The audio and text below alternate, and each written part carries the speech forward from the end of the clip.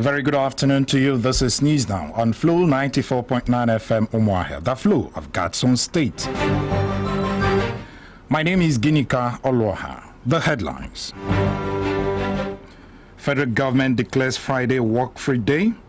INEC insists only an act of God can stop February 23rd election. Abia PDP accuses APC over alleged plot to use security personnel to rig elections. Another foreign scene, Inferno kills at least 70 in Dakar apartment blocks. Details shortly.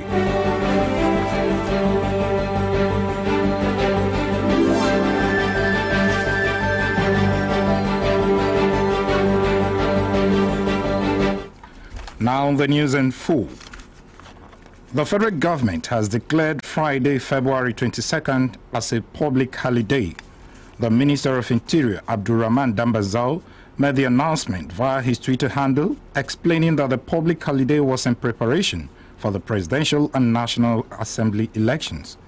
Dambazao, however, said bankers and those offering essential services were excluded from the declaration. Meanwhile, the Chief of Army Staff, Tuko Buratai, says the Army is taking a proactive approach to stop election crimes such as ballot box snatching and violence, as directed by President Muhammadu Buhari. The Army Chief, who stated this at a meeting with principal officers and commanders of the Nigerian Army, said there will be no military escort for politicians, especially retired military officers, during the elections. Commanders must deal decisively with any electoral crime or action that will be inimical to national security. Commanders are to ensure that they and their personnel do not hobnob with politicians at any level.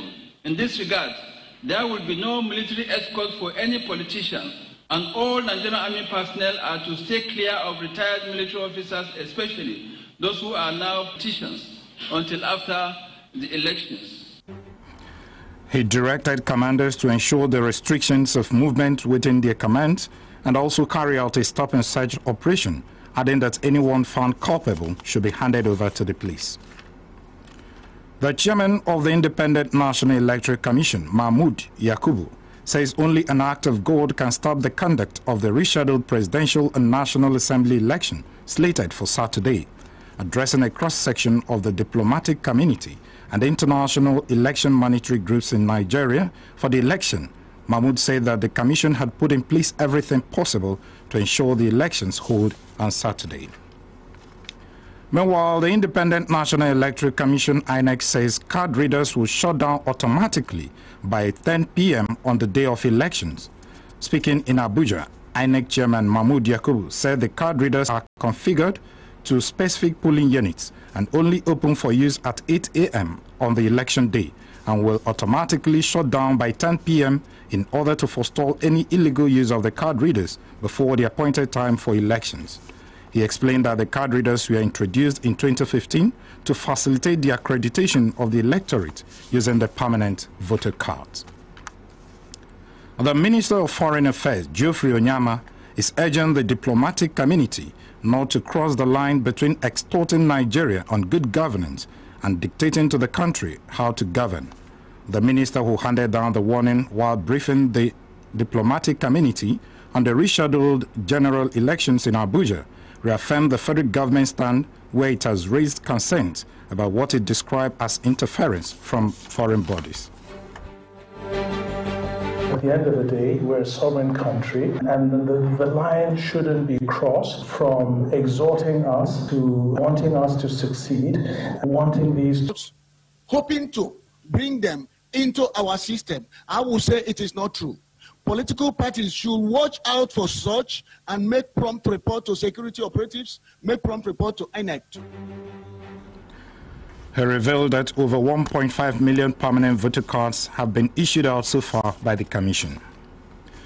Meanwhile, a member of the People's Democratic Party and special advisor to the Governor of Media, Ugochukwu Emezue, believes the Independent National Electoral Commission in Abia State has exonerated the party in the viral online video alleging a possession of INEC results sheet by a beneficiary of federal government's End Power program, Felix Obisike.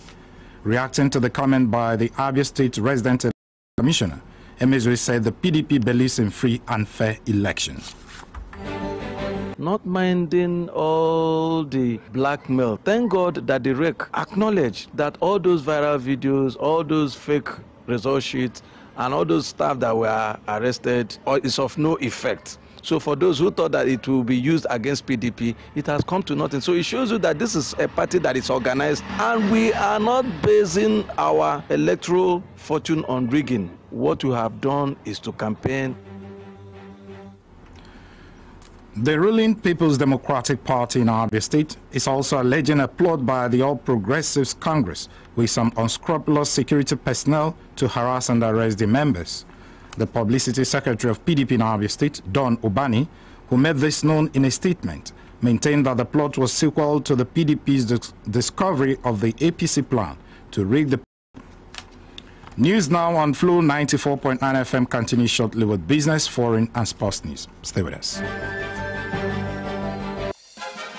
You are listening to